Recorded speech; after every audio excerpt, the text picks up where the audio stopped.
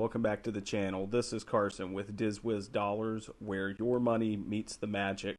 In today's video, I'm super excited to take you inside the new Harry Potter store and show you the interactive features, some of the exclusive merch that you can expect to find at the Harry Potter store in Chicago, and maybe even a few surprises along the way.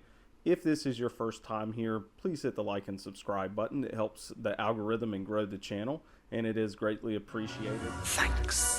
The Harry Potter store is located in Chicago, Illinois on Michigan Avenue, which is where a lot of the touristy things you can find in Chicago are located. So when you first walk up into the store, you are greeted by the stag Patronus that Harry Potter had. So really great atmosphere that sets the tone for the entire store when you first walk into it. They really nailed the atmosphere here, though.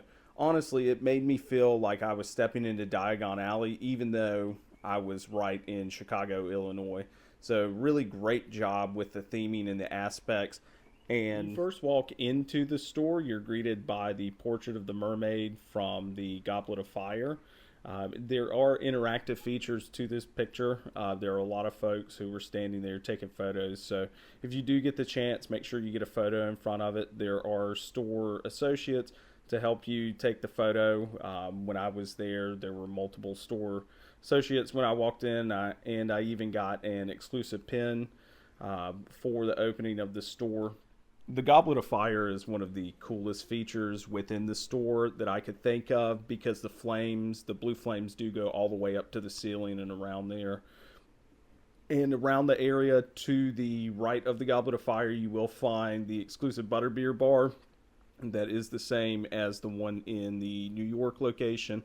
Also, the Wizarding World locations has butterbeer as well. So I did pick up a butterbeer. I didn't try any of the other exclusive treats. I know they had the Harry Potter birthday cake, the cauldron cake, and a few other ones. I am not a huge sweet person. Liar! Maybe there's a chance to get frozen butterbeer. I do indulge a little bit on there. In my experience with the butterbeer, I did find it particularly strange. They won't allow you to walk around the store with your butterbeer and sip on it if you're looking for merchandise or photo opportunities. So just kind of keep that in mind. It is over to the right area. And we are money positive here on the channel. That's kind of our whole thing. So in full disclosure, the butterbeer was more expensive at this location in Chicago than it would have been in the Wizarding World locations.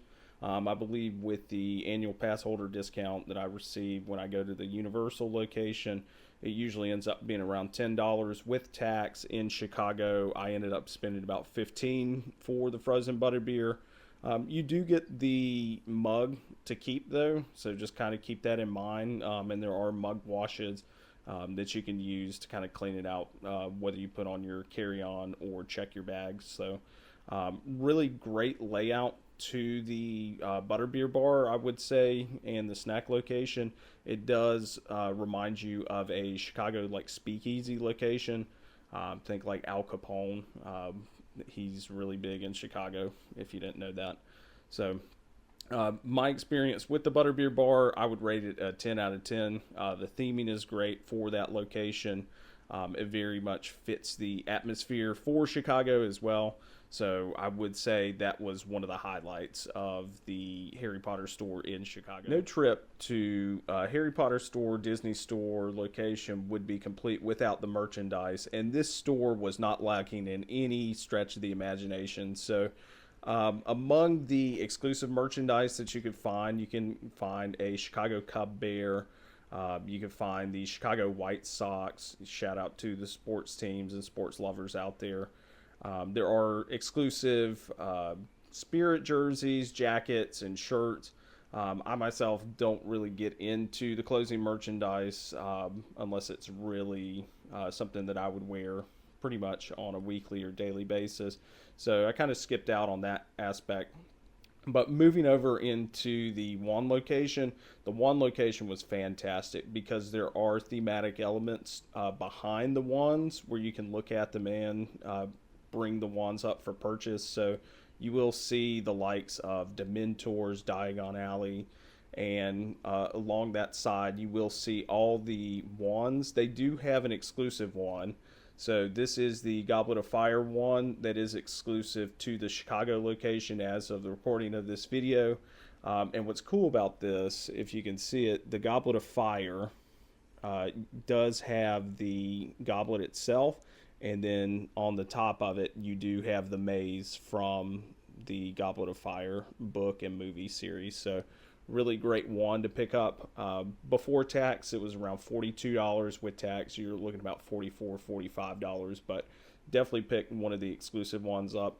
And among that, they did have the New York exclusive one that they started selling at this location as well, in addition to some of the other wands that you would find, such as the character wands like Harry Potter. Voldemort's wand is one of note. Also, don't say his name. Dare you. But the wand section is really great, themed elements to it. I stood there myself for about 10 or 15 minutes, just kind of watching the theme behind it. And it does make you feel like you are in Diagon Alley in Ollivander's, kind of looking out. I do wish that they had, in this location, a better layout for the wands, because I did have to wait for about 5 to 10 minutes, while the store associate was finishing up. So I do feel like they do need more people, or maybe a second wand location within that store. I don't know how that would work, but that was kind of my experience with it. But overall, the wand section was a 10 out of 10 as well within the store. Moving on to the magical creature location. A lot of these magical creatures and fantastic beasts, and where you can find them elsewhere. A lot of them that I noticed, you can find at the Magical Menagerie in Diagon Alley at Universal Studios Florida, or at Hogsmeade at Universal Studios Islands of Adventure as well.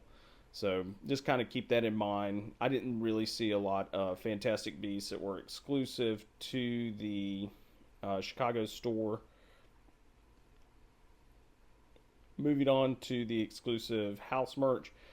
They did have some exclusive like keychains that you could find, and pins and buttons as well.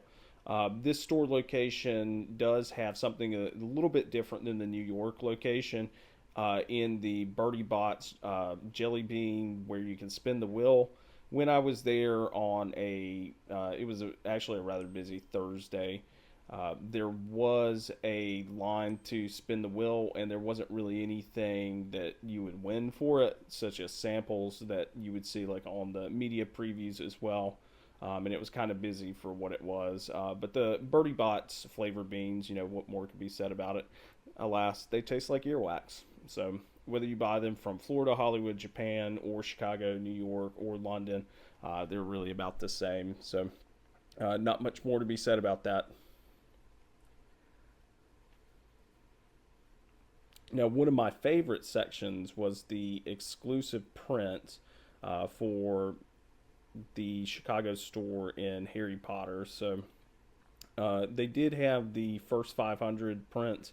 When I was there, I didn't end up picking one up because $250 is a little bit rich for my taste, even though it is signed by the artist. But I'm sure as they sell out of those first 500 signed copies of the prints, you can find one that's going to be cheaper and non-signed by the artist. But that section was particularly cool. It was tight corners when I was walking around there as well. A lot of people were back there looking at some of the prints that you could find as well. But that section was themed very well. I just wish it was kind of bigger. Moving on around the book section. I love the book section because you could see the books flapping their wings, so to speak, when you were actually walking around and looking. So a lot of thematic elements right there. The books themselves, there wasn't really anything special. That's why I didn't end up picking up any of the exclusive Chicago edition books. They just had a sticker that said Chicago. And I already own all those books probably 4 or 5 times over, so really didn't feel a need to buy those books again. But if that is your first copy of any of the Harry Potter books, I would just go ahead and pick it up. You would get the Chicago sticker with it as well if you find it worth it. So just kind of keep that in mind too. It's not just shopping you can find in the store. They also added a lot of thematic elements throughout the location, such as the Goblet of Fire that is exclusive to the Chicago location. You do have the Birdie Bots, flavor beans, spin a wheel. When I was there wasn't really anything special about it, and they weren't handing out samples, but overall, the thematic elements and things you could find within that location were different than what you would find at, say, like the Wizarding World of Harry Potter. So the theming and just kind of the secrets that you could find throughout the store as well were really on point. So I really enjoyed that aspect of the location within Chicago as well.